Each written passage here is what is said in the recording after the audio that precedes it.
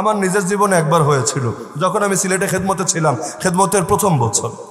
তো এখন এশার নামাজের সময়ের কথা, আমি নামাজের যতক্ষণ আজান হলো তার আগ পর্যন্ত টেবিলে বসে ল্যাপটপে কোন বইয়ের যেন কাজ করছিলাম। আজান হলো, মসজিদে চলে গেলাম। সব সময় তখন আমার নিয়ম এটাই ছিল যে প্রথম কাতারে একেবারে ইমাম সাহেবের পেছনে যে জায়নামাজ, সেখানে দাঁড়িয়ে তাকবীরুল্লাহর সাথে নামাজ পড়তাম। তো এখন যখন জামাত শুরু হলো আমি তো সেখানে। এখন কিছু ছেলে পেলে তো একটু পেছনে পড়ে যায়, উজু করতে গিয়ে দেরি হয়ে যায়, বাথরুমে সিরিয়াল পড়ে যায়। তো এখন মসজিদে যেতে চাইলে আমার রুমের সামনে দিয়ে যেতে হতো, এটা ছিল স্বাভাবিক রোড, এছাড়া ভিন্ন কোনো রোড নেই, এই রোড দিয়ে যাওয়া লাগবে। এরা যাওয়ার সময় দেখলো রুমে লাইট জ্বলছে, কিন্তু এরা অবাক হলো যে হুজুর তো এখন ভেতরে থাকার কথা, মসজিদের ভেতরে, রুমের মধ্যে লাইট জ্বলে কেন? তাহলে হুজুর কি রয়ে গেল নাকি, ঘুমায় টুমায় গেল নাকি? তো জানালা খোলা ছিল, পর্দা টানা ছিল, দরজা আবার বাইরে দিয়ে তালা মারাই ছিল। এখন এরা আস্তে করে জানালাটা সরালো, পর্দা সরিয়ে ভেতরে দেখতে পাচ্ছে যে আমি ঠিকই চেয়ারে বসে আছি, আমি ল্যাপটপ টিপছি। এখন আরও চিন্তায় পড়ে গেল, তাহলে তালাটা মারলো কে?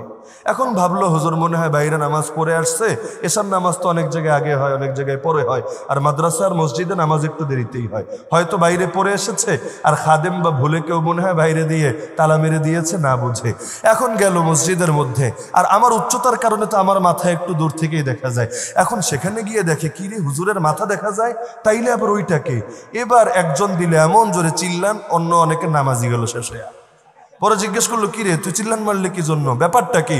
বললো হুজুরে দেখে আসলাম রুমে, বাইরে দিয়েও তালা মারা, বের হওয়ার তো সুযোগ নাই, আবার প্রথম কাতারে, তাহলে এটা যদি হুজুর হয় ওটাকে, ওটা হুজুর হলে এটা। তো পরে আমি আসলাম রুমে, তালা খুলে রুমে ঢুকলাম। আমার ওই বছরের ছাত্র যারা প্রত্যেকে এই হালতে সাক্ষী আছে, রুমে ঢুকলাম, ঢুকে আমি নিজেও অবাক, ল্যাপটপ আমি ফোল্ডিং করে গিয়েছিলাম, বন্ধ করে গিয়েছিলাম, এসে দেখে বাস্তবে ল্যাপটপও খোলা, এবং ওই পাসওয়ার্ড মানে ওপেন করলে ল্যাপটপ অন করলে পাসওয়ার্ড চায় না, ওই পাসওয়ার্ড চাওয়ার অপশন, মানে এটা সামনে শো করছে, কেউ একজন বাটন চাপ দিয়ে রেখেছে, বাকি পাসওয়ার্ডটা মুখস্থ নাই, দিতে পারে নাই, এটা শো করছে। আমি নিজেও বুঝলাম না ব্যাপারটা আসলে কি হলো। পরে ধরে নিলাম হয়তো জিন জাতীয় কোনো ব্যাপার স্যাপার, জিনরা তো কত কিছুই করে, তো মাথায় আসলো পোলাপান্ডে একটু ভয় দেখাই, হয়তো সেখান থেকে করেছে, আল্লাহু আলাম। এই জাতীয় কিছু হলে, যে প্রসঙ্গে বললাম এটা সম্ভব যে মাহদি সে ঈসা, মাঝে মধ্যে গোলামের দাবি শুনলে আমার মনে হয় ওর উপরে একটা না কয়েকটা জিন বস। ও নিজে বলে নাই, জিনরা ওর মুখ দিয়ে কথাগুলো বলিয়েছে, আর যারা ওর অনুসরণ করে সে তো দাজ্জাল, কোনো সন্দেহ নাই। কারণ নবী বলেছেন কিয়ামতের আগে 30টা দাজ্জাল আসবে। সবচাইতে বড় দাজ্জালটারে আপনারা চেনেন, ঈসা নবী এসে যাকে সাইজ করবে, এর আগে 29টা দাজ্জাল আসবে। নবীর যুগেই দাজ্জাল ছিল 2টা। দাজ্জালদের গুণ কি হবে? নবী বলেছেন তারা দাবি করবে তারা আল্লাহর নবী, অথচ আমি সর্বশেষ নবী, আমার পর কোনো নবী নাই। তো গোলাম আহমদ সে কি দাজ্জাল না? বল না দাজ্জাল না? যদি দাজ্জাল হয়, পয়েন্ট বুঝছেন, তাহলে কিয়ামতের আগে যে দাজ্জাল আসবে তার শাস্তি কি হাদিসে জানেন, শাস্তি দেবে কে? আল্লাহর নবী ঈসা, এটাও আপনি জানেন। আচ্ছা, শুরুর দাজ্জাল কারা ছিল? মুসাইলিমা কাযযাব, আসওয়াদ আনসি। আসওয়াদ আনসিকে আল্লাহর নবীর যুগেই তাকে শাস্তি দেওয়া হয়েছে। কিভাবে শাস্তি দেওয়া হয়েছে, কি শাস্তি প্রদান করা হয়েছে এটাও জানেন। সিদ্দিক আকবর আবু বকর রাদিয়াল্লাহু আনহুর জামানায় দ্বিতীয় দাজ্জাল মুসাইলিমা কাযযাবকে শাস্তি দেওয়া হয়েছে। কি শাস্তি দেওয়া হয়েছে, কিভাবে দেওয়া হয়েছে, কারা দিয়েছে, কোন মাত্রায় দিয়েছে সেটাও আপনি জানেন। তো মাঝখানের দাজ্জালগুলোর ব্যাপারে উম্মার করণীয় কি হবে সেটাও তো জানা থাকারই কথা। কেউ আবার বলে উস্কানিমূলক বক্তব্য নাকি? উস্কানিমূলক বক্তব্যের কি আছে? দলিলের আলোচনায় না গেলেও ইতিহাসই তো আমাদেরকে এটা জানাচ্ছে, দাজ্জালদের ব্যাপারে উম্মত নরম হবে না কঠোর হবে? নাকি নরম হবেন যে আরেফেলের বালতি, কোনো তুলনাই চলে না, প্রাণের জুস না খেলে প্রাণী তো ঠান্ডা হয় না। এখন এই প্রাণ আর আরেফেলি যখন কাদিয়ানির মদতদাতে এই দেশে, তাহলে কাদিয়ানিদেরকে খারাপ বলি কিভাবে? আর খারাপ বললে সে আরেফেল আর প্রাণ গ্রহণ করার কারণে নিজের দায়ও তো, নিজের কাঁধেও দায়িত্ব একটু এসে পড়ে, এমন ধারণা আছে নাকি কারো? কাদিয়ানিদের ব্যাপারে নরম হব না কঠোর হব? কার আদেশ এটা? কার আদেশ? ইয়া আইয়ুহান নাবিয়্যু জাহিদিল কুফারা ওয়াল মুনাফিকিনা ওয়াগলুজ আলাইহিম। হে নবী, জিহাদ চালিয়ে যান কাফেরদের বিপক্ষে, জিহাদ চালিয়ে যান মুনাফিকদের বিরুদ্ধে, কঠোর থাকেন কাফেরদের বিপক্ষে, কঠোর থাকেন মুনাফিকদের বিপক্ষে। কোনো নম্রতা না। ফাবিমা রাহমাতিন মিনাল্লাহি লিনতা লাহুম। আল্লাহর রহমতে নম্র হবেন মুমিনদের ব্যাপারে, কিন্তু কাফেরদের বেলায় নম্রতা না। মুহাব্বত শেখায় যে ইসলাম, ঘৃণাও শেখায় একই ইসলাম। মান আহাব্বা লিল্লাহ ওয়া আবগাদা লিল্লাহ ওয়া আতা লিল্লাহ ওয়া মানা লিল্লাহ ফাকাদ ইসতাকমালাল ঈমান। নবী বলেন ঈমান পরিপূর্ণ কে করেছে? যে আল্লাহর জন্য ভালোবেসেছে, আল্লাহর জন্য ঘৃণা করেছে। এই আউল বাউল লালনের দল আর এই সমস্ত শাহরিয়ার আর বিভিন্ন টাক পরা বুদ্ধিজীবীর দল, ওরা যে আমাদেরকে খালি ভালোবাসা আর ভালোবাসা শব্দ শিখিয়ে শিখিয়ে সবার ব্যাপারে অন্তরে ভালোবাসা লালন করতে বলে, ওদের সামনে কি হাদিসগুলো একবারও যায় না, একবারও কি নজরে পড়ে না যে ইসলাম ভালোবাসা শিখায়, একই ইসলাম ঘৃণাও শিখায়। মুহাম্মাদুর রাসূলুল্লাহ ওয়াল্লাযীনা মা আশিদ্দাউ আলাল কুফার রুহামাউ বাইনাহুম। আমরা নিজেদের ব্যাপারে যেমন দয়া মায়া করতে জানি, কাফেরদের বেলায় সর্বোচ্চ কঠোর হতে জানি। নারায়ে তাকবীর, নারায়ে তাকবীর, কাফের কাফের, কাদিয়ানি কাফের, নবীর পরে নবী নাই, সংসদে আইন চাই, নবীর পরে নবী নাই, জিহাদ জিহাদ জিহাদ চাই। নারায়ে তাকবীর। তো কাদিয়ানীদের বেলায় কি আমরা নরম হব না কঠোর হব? কঠোর তো হতেই হবে, না হলে ঈমান থাকবে কিভাবে? দেশের শত্রুদের বিরুদ্ধে কঠোর হবেন, দলের শত্রুদের বিরুদ্ধে কঠোর হবেন, নিজের শত্রুদের বিরুদ্ধে কঠোর হবেন, আল্লাহ এবং তার রাসূলের শত্রুদের বেলায় নরম হবেন। এই দ্বিমুখী নীতি কেন? আপনার চোখে কি দেশ বড় না আল্লাহ বড়? দল বড় না আল্লাহ বড়? নিজে বড় না আল্লাহ বড়? জবাব যদি দেন আল্লাহই বড়, তাহলে আল্লাহর দুশমনদের বেলায় তো সর্বোচ্চ কঠোরতার দাবি রাখে। এই যুগে আবার অনেকে এটা নিয়ে দ্বিমত করে। আমাদের অনেক ভাইয়েরাই তারা বলে এই যে স্লোগান দিল কাদিয়ানীদেরকে সংসদে এই সমস্ত ঘোষণা দিয়েই অমুসলিম আর কাফের ঘোষণা করা কি দরকার?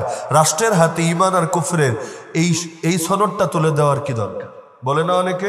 আমাদের মধুপুরের পীর সাহেব হুজুরও তো বলে গেলেন যে এই জিনিসটা আমরা চাই যে কাদিয়ানীরা যে ঈমানদার না, ওরা যে কাফের, এটা সংসদে পাশ হয়ে আসুক, আমরা চাই। এটা নিয়ে আমাদের অনেক ভাইয়ের আপত্তি করে। কেন আপত্তি করে জানেন? একটা বাস্তবতা না বোঝার কারণে। আমরা কখনো এটা মনে করি না যে আমাদের হুজুরদের ফতোয়া দেওয়ার যোগ্যতা শেষ, আমরা ফতোয়া নিয়ে সন্দেহে আছি। এখন রাষ্ট্র যদি সাইন করে দেয়, মুফতি আজম রাষ্ট্র সাহেব তিনি যদি সাইন করে দেন, তাহলে ফতোয়ার বেলে আস্থা রাখবে, আর আমাদের ফতোয়ায় কোনো ভুল হলে কাটাকাটি করে দিবে। এজন্য আমরা রাষ্ট্রের কাছে এই দাবি জানাই, আমরা সেকুলার আর বাতিলদেরকেই নিজেদের রব মনে করি, অন্যথায় নিজেদের বেলায় আস্থা রাখি না। এই রকম ধারণা করাটা ঠিক না। মূলত ঝামেলাটা কোথায় জানেন?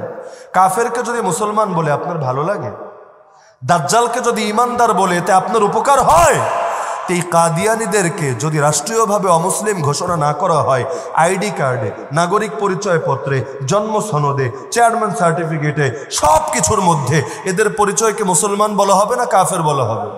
বলেন না। যদি অমুসলিম ঘোষণা না করা হয় তাহলে মুসলমান লেখা হবে না কাফের লেখা হবে? মুসলমানই তো লেখা হবে।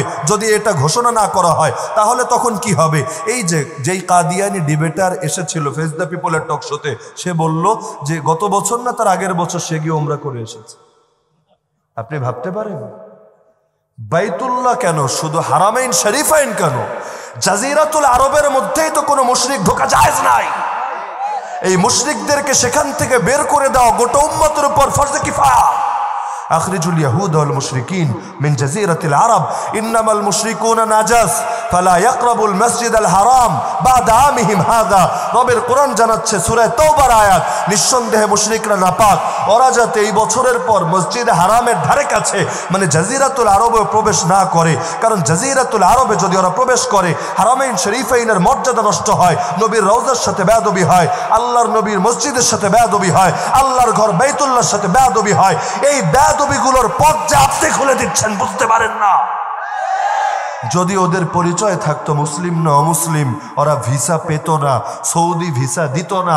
সৌদি তো আর কলিজা চেক করে দেখতে পারবে না ভেতরে কাদিয়ানিয়াত আছে না ভেতরে ঈমান আর ইসলাম আছে। এখন বাহ্যিক পরিচয় দেখেই তো ভিসা দেয়। এখন বাহ্যিক পরিচয়ে যদি লেখা থাকে কাদিয়ানি এটাই একটা ধর্ম, তাহলে ভিসা কি পাবে? হিন্দুরা তো পাচ্ছে না, খ্রিস্টানরা তো পাচ্ছে না। এই বছর একটা ইহুদি গিয়ে তওয়াফ করেছিল, এটা নিয়ে কিন্তু পুরো দুনিয়া গরম হয়ে গিয়েছিল, এবং তার ব্যাপারে ইসরায়েল পর্যন্ত প্রতিশ্রুতি দিয়েছিল যে আমরা তার ব্যাপারে তদন্ত করব, ব্যবস্থা নেব। তাহলে এই ব্যাপারে আন্দোলন হলো, কিন্তু এই কাদিয়ানি ডিবেটার গর্বের সাথে বলছে তাকে নিয়ে আন্দোলন হলো না। কেন? পার্থক্য এখানে, কারণ রাষ্ট্রীয়ভাবে তাকে কাফের ঘোষণা করা হয়নি। রাষ্ট্রীয়ভাবে কাফের ঘোষণা দরকার আছে কি না? না হলে আপনার মসজিদের সভাপতিও হতে পারে কাদিয়ান, আপনার দেশের ধর্মমন্ত্রীও হতে পারে কাদিয়ান, ইসলামিক ফাউন্ডেশনের ডিজিও হতে পারে কাদিয়ানি, যে কোনো গুরুত্বপূর্ণ জায়গায় বসতে পারে কাদিয়ানি, মুসলমানদের কবরস্থানেও দাফন হতে পারে কাদিয়ানি। দেখলে আপনার বাচ্চাও সালাম দিতে পারে আসসালামু আলাইকুম ওয়া রাহমাতুল্লাহ, অথচ কাফেরকে সালাম দেওয়া জায়েজ নাই, নবীর নিষেধ। সুতরাং এই সমস্ত পাপের দরজা যে আপনি খুলে দিচ্ছেন, আপনার মেয়ে অথবা আপনার মেয়ে না হোক, এই দেশেরই কোনো মুসলিম বোন তার সাথে বিবাহ বন্ধনে আবদ্ধ হতে পারে, কারণ প্রেম হয়েছে ধরেন, এখন সে তো আর তার সবকিছু চেক করে দেখার সুযোগ নাই, কলিজার মধ্যে কি বিশ্বাস আছে। আর কাদিয়ানি তো নিজেকে অন্য পরিচয় দেয় না, বলে আমি মুসলিম, আহমদি মুসলিম, তো সমস্যা কোথায়? না বুঝে তার সঙ্গে যে বিয়ে করবে, বিয়ে তো বৈধ হবে না, না হলে শারীরিক সম্পর্ক হালাল হবে না, জিনা হবে। যদি জিনা হয়, পরবর্তী যে প্রজন্ম আসবে সেখান থেকে হালাল জাদা হবে না, হারাম জাদা হবে। তা আমরা রাষ্ট্রের কোনো মুফতি সাহেব মনে করি, নিজেদের ফতোয়ার বেলা আমরা অনাস্থায় ভুগি না, কিন্তু নবীর আদেশ তো অন্যায় দেখলে হাত দিয়ে প্রতিরোধ করা, না পারলে জবান দিয়ে প্রতিবাদ করা। আমাদের জবান আছে, হাত তো নাই, প্রশাসনিক কোনো শক্তি নাই, কিন্তু প্রশাসনিক শক্তি যদি কার্যকর ওদের বেলায় না করা হয়, আরে আমার বয়ান কি সবাই শুনবে? আমার লেখা বই কি সবাই পড়বে? আমাদের হুজুরদের আওয়াজ কি প্রত্যেকের কানে পৌঁছবে? বড় একটা অংশ থাকবে যাদের সংখ্যাও কোটি কোটির কম না, তারা তো এদের ব্যাপারে ভুল ধারণায় ভুগবে।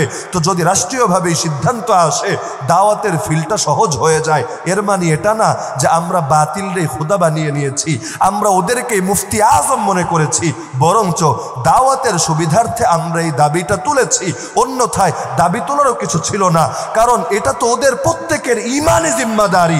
যদি ওরা এদেরকে কাফের ঘোষণা না করতে পারে, ওরা তো আল্লাহর নবীর সামনে কিয়ামতের দিন কেমনে মুখ দেখাবে?